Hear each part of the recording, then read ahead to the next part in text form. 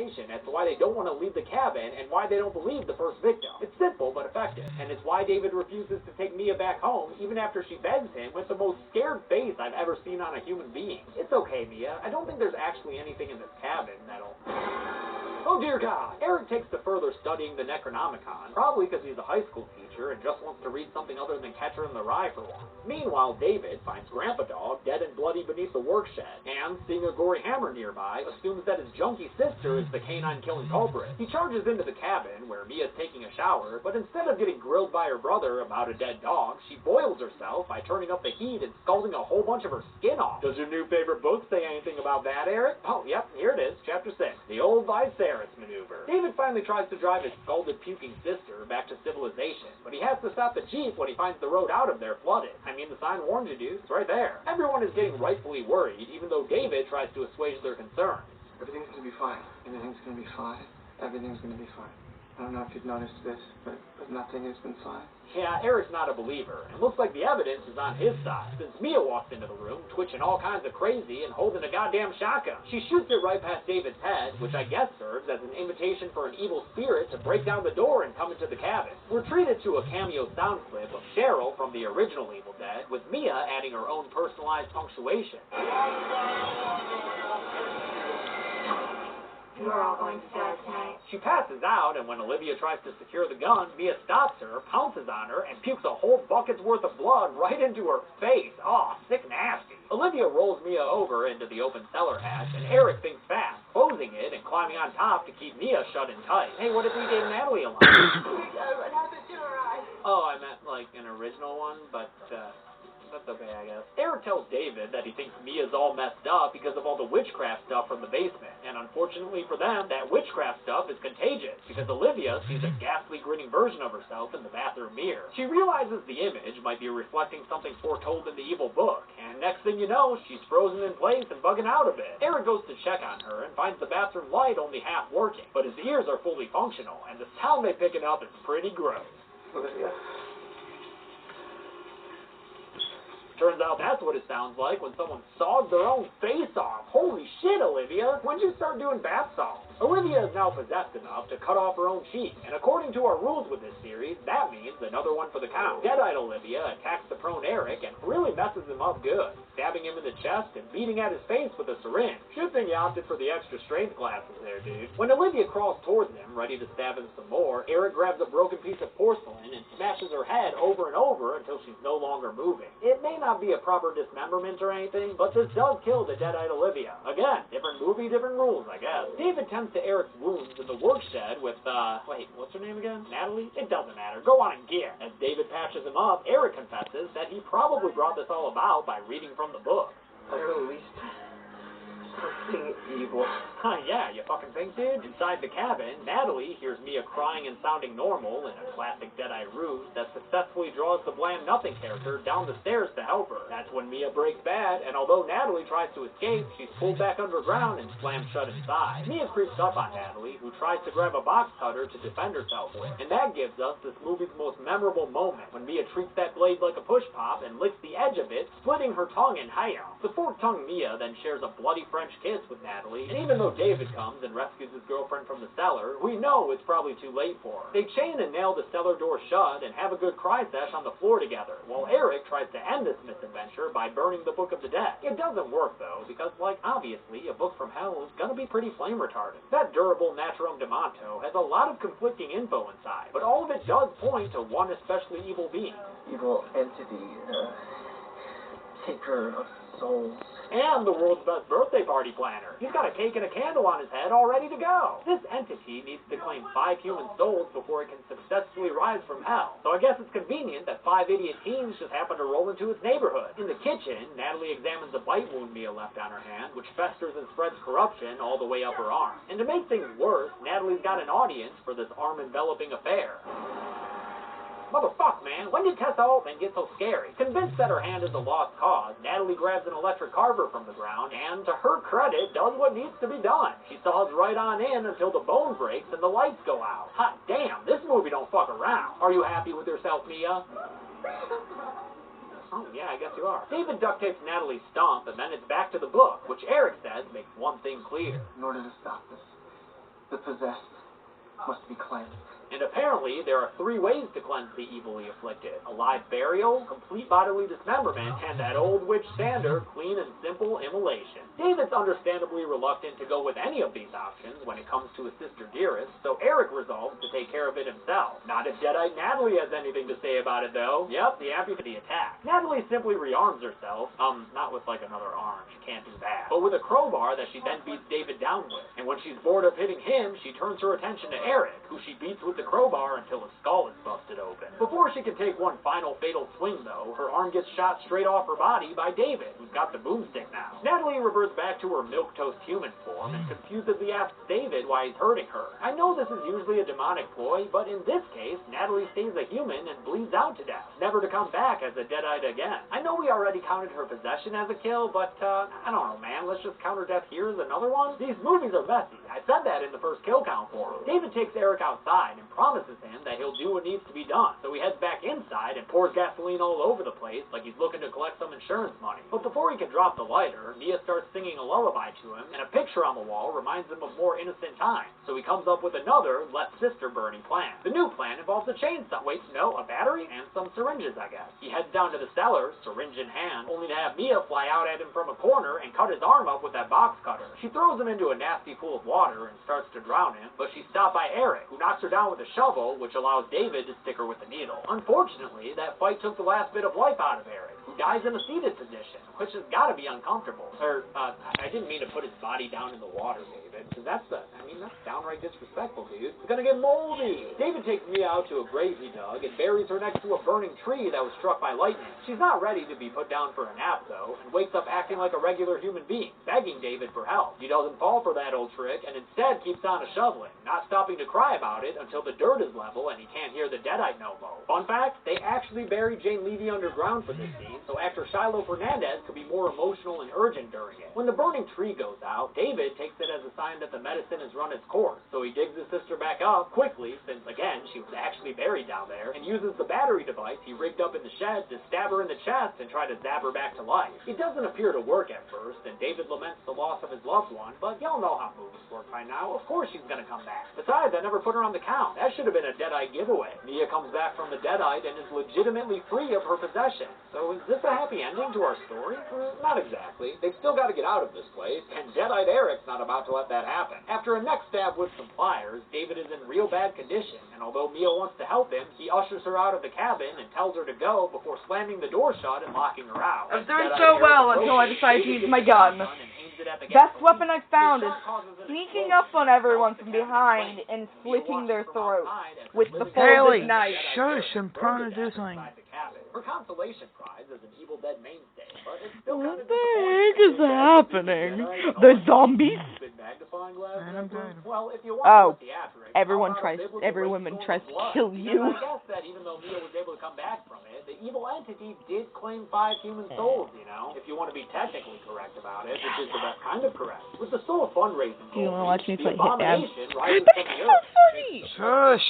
Trust me, I'm Girl below the mission comes out to get her. Beneath the vehicle, she finally gets the chainsaw going, and she uses it to cut the abomination's leg off and get it to the ground. In response, the abomination straight flips the Jeep onto Mia's hand, crushing it and pinning her to the ground. But Mia's had enough of this shit, and, unable to reach the chainsaw from her position, simply musters up the will and the fortitude to pull her arm out from underneath the car, leaving her hand behind as collateral. The abomination crawls over to Mia, not realizing that our final girl has grown into an ash-like kick-ass quipper. I will feast on your soul.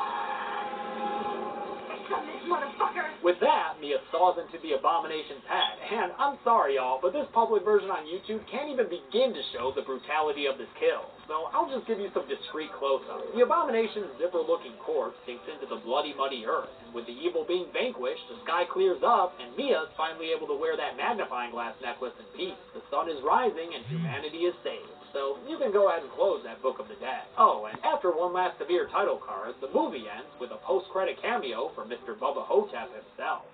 Groovy.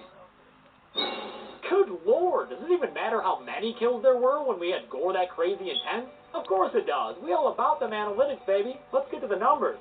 Right after I look at ants and stuff. Oh, what interesting fine print. And what does that, Nada? The Abomination, fucking obviously. Sawed in half vertically with a chainsaw? What the fuck else is supposed to win this? Nothing, that's why. Dull machete for lamest kill will go to Eric, who got all tuckered out after his fight with the possessed Mia. So to be fair, he had survived like half a dozen fights before that. And that's it. Evil Dead, the kind of sort of remake, came out in 2013. And so far, it might be the best remake I've watched. And don't try to bring up the thing, Carpenter's movie isn't a remake, it's a different adaptation of a common source material. With the Evil Dead franchise finished, it's time for some holiday cheer. So we're starting Silent Night, Deadly Night next week. But until then, I'm James A. Janice. This has been the Kill Count. Thanks a lot for watching this week's Kill Count. I want to thank patron Flynn Lambert and other patrons who have been with me for over a year. Brian Crocker, Riley Atfield, Kieran Nichols, Charles Mueller, and Dried Lemon. The Evil Dead franchise is over, and it's definitely one of my favorite franchises. I didn't even realize how much I love those first two movies till I covered them on the Kill Count. And Army of Darkness and the remake aren't bad. Thanks everyone, be good people.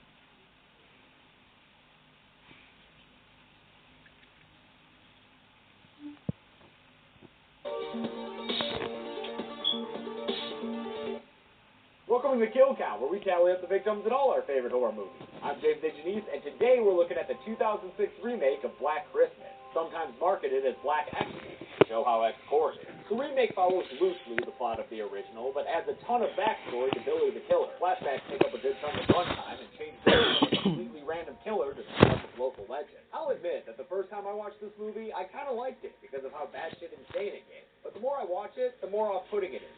It's full of cheap references to the original, needlessly lifted without nearly as much thought or care, and the characters are all shallow and match the whole movie's tone of being nasty and mean. But hey, at least nasty and mean in this case also includes some crazy freaking gore, man. If you're into it, get ready, but for everyone else, be forewarned. This movie's got some of the nastiest shit I've ever talked about on the Kill Count, and it's not only the gore I'm talking about. You ready? Alright, let's get to the kills. The movie begins at the sorority house of Delta Alpha Kappa. That's not fun to say. People be doing the Christmas thing, like Claire, who's writing a letter to her sister with her writing partner, Cabernet. She doesn't see blonde ring girl hanging out under her bed, and it's too late by the time she notices her calligraphy pen missing. She gets a bag over her head, and after a short struggle with the killer, a follow-up pen to the dome gives us our first kill, a mere 2 minutes in. Title card. At an institute for the criminally insane, a children's ward Santa gets lost and winds up in a wing with residents that are more naughty than last night, like Billy Lenz, who the Santa recognizes by name. Billy's apparently a famous boy. The Santa man seems to know everything about it. His mom kept him locked in the basement his whole life. The attic. Well, almost everything. Later on, the security guard gets a note from Billy and goes inside his room to check on it. They probably shouldn't have let Billy decorate his room like a Krampus-themed haunted house, but they did. So as the guard checks on a hole in the wall, Billy's able to come up behind him and stick a candy cane in his neck. Billy leaves the security guard shaking from his wound, but I'll put him on the list. Despite there being a decent chance he'd get appropriate medical care in time. Let's jump back to Delta Alpha Kappa and go through the meat that'll soon be dead. First up is Kelly, played by Katie Cassidy of every DC show ever. She's telling her boyfriend Kyle that she's got to spend the holiday night with her sorority sisters instead of him. After she leaves the car, he gets a call, and it's from Megan, another sorority sister. Doesn't look like she's just calling to rally more girls for a present opening, and successfully flushes out Lauren, played by Scream Queen Crystal Lowe, who's the closest thing to a Barb we get in this movie. They're not so successful recruiting Megan, the chick who was all pissed off on the phone with Kyle. She's a bit too preoccupied for presents, dealing with some footage of her and Lauren's boyfriend having sex. And by dealing with, I mean just kind of watching, because she sits there and does that for a while. What's up, girl? Checking your form on the replay or something? She pauses it when she hears a noise above her ceiling and follows it into the hallway and to the attic door. By the way, who decorates the inside of their house with blinking Christmas lights? Trying to give yourself a headache? Megan goes into the attic and finds Claire's body sitting in his favorite window chair. But before she even realizes that's a corpse, she gets bagged around the head. The killer stabs her repeatedly, but that's not enough for this movie. The killer pins her to the floor and, seriously, yo, look away if you're squeamish, frickin' digs into her eye sockets and yanks those babies out. Roots them. And if eye stuff bothers you, you might want to skip this video. This movie's full of it. Meanwhile, Basement Great Santa has finished up his rounds and is now looking to get his candy cane wet with this nerd. But before he can try out that new joke he's been workshopping, where he calls himself Old St. Nick, Billy appears behind him and we hear a big thwack off screen, then see blood splatter all over the floor. Billy later dons the Santa suit and a possible reference to Billy Chapman and dumps the Santa dude's body into the dumpster. At Delta Alpha Kappa, Ms. Mack is trying to get the girls invested in the house tradition where they leave a gift for Billy under the tree. But Heather, played by Mary Elizabeth Winstead, well, this time this is the shortest time it took me to die. Okay. Didn't take long. Tried to get the folding knife out of the one thing that needed lockpick in the garage. After killing one guy. I killed one person, then died. Last time I killed like 16 people. Well, not really 16 people, at least like 12 people. Good job. But yeah. To get everyone in the And then I died. weird serial killer I was so close to actually hitting her. I flashback hit tells her a the couple story of times. Billy Lynch. I didn't kill her, I only maimed her. Billy was born in 1970, And then I got shot in the face. which in this world, I literally got shot right in the face. Dad Frank doesn't seem too 3 times, by 3 different people! The hell out of both Billy and Frank for whatever reason. 5 years Basically, later, they made a triangle around me and just shot me.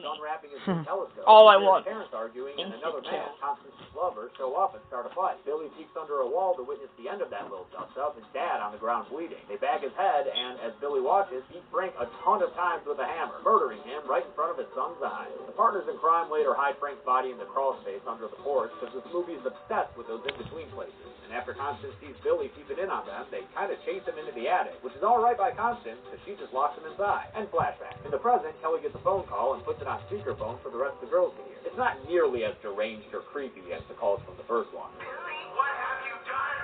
What have you done? And in this remake, the ladies are unfamiliar with their personal crank anchor, but it still upsets Heather enough to want to call the police. Reasonable enough, but for some reason, Lauren mocks her for the idea, so Heather storms off to go pack for home. She's cut off at the stairs by Eve, who we're, just now meeting, I guess? She's supposed to be some super weird character, but she just gives Heather a gift, the glass unicorn from the first one, because reference, and wishes everybody a Merry Christmas. Merry Christmas, everyone. Yeah, what a fucking weirdo. Another flashback, set in 1982 this time, shows Constance getting her rocks off at the top of the stairs. Well, almost anyway. Her lover falls asleep on the job, and when she hears noises from the attic, we get something nobody wants to see. Constance goes into the attic and steps in front of her 12-year-old son, and then she rapes him. This is super fucked up in, like, so many ways. But, at least it's not being played for laughs, I guess.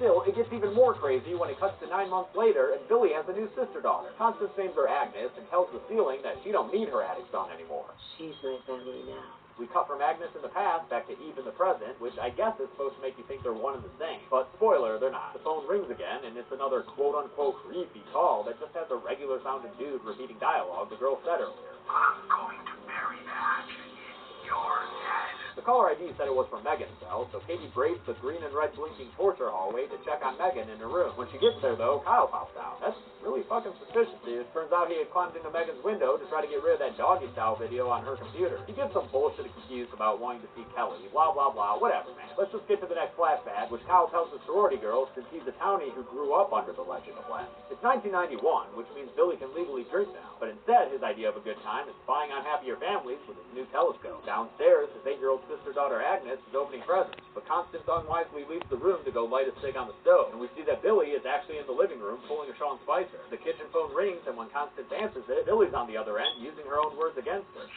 My family now. Sure enough, Agnes is missing from the living room, but here's some shit that don't make sense. Constance and her man toy pop up into the attic to yell at Billy, but nobody's there. And instead, Billy and Agnes are back by the tree again. A lot of spatial logic in this movie doesn't really hold up to scrutiny. Billy beats Agnes with a bag over her head, and then, ready for super gross times again, eats her freaking eyeball. Billy's not dad runs over to him, only to get stabbed through the head with an ornament. His eye comes out the back, even though there's no way it would have made it through the skull intact like that. But fuck it, this film's got a motif, and damn if they don't hit on it every 5 minutes. Billy then turns to his mommy dearest, strangling her with the lights and dragging her into the kitchen, where he grabs a rolling pin and beats her to death with it. And he just wails on her for like a really long time, man. This movie loves overindulging when it comes to stabbing and beating. Then to go way over the top, he grabs a cookie cutter and starts carving out pieces of her skin. God damn! He takes after NBC's Hannibal and actually cooks the flesh too. So later, when the cops show up, they find him at the kitchen table, calmly eating his mother's flesh cookies with some milk. Ugh. Billy was institutionalized, and Agnes, missing her eye, was sent to an orphanage. Nobody has seen her since. Kyle finishes the story, and the girls get distracted when they hear someone come through the front door. Who'd that be? Iffy Lee, Claire's Bond girl-looking sister, who's come to the house after not hearing from Claire all night. The other sisters of Ms. Mack are skeptical of Lee's sudden appearance, but she's able to convince them she's a true sister by knowing about the Billy gift tradition. She does note an apparent change, however. Oh, this is new. It's not for Billy, it's for Alpha Kappa from Billy. They open the present, and it's a telescope box with a baby doll inside. The doll is missing its eyes because, do you get it yet? Eyes!